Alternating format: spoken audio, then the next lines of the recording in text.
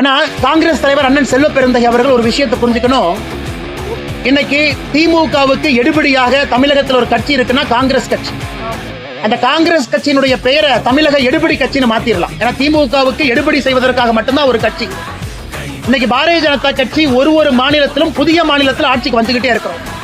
வடகிழக்குல எல்லா மாநிலத்திலும் ஆட்சியில் இருக்கிற ஒரு மாநிலத்தை தவிர புதிதாக ஒரிசா மாநிலத்துக்கு ஆட்சியில் இருக்கும். தொடர்ந்து ஒரு முறை அல்ல, 2 முறை அல்ல, பல முறை குஜராத்ல, மத்திய பிரதேசல, ராஜஸ்தான்ல ஆட்சியில் இருக்கும். ஜம்மு அண்ட் காஷ்மீர் இதற்கு முன்பு ஆட்சியில் இருந்திருக்கின்றோம். கர்நாடகாவில் ஆட்சியில் இருந்திருக்கிறோம். புதுச்சேரியில கூட்டணி ஆட்சியில் இருக்கிறோம்.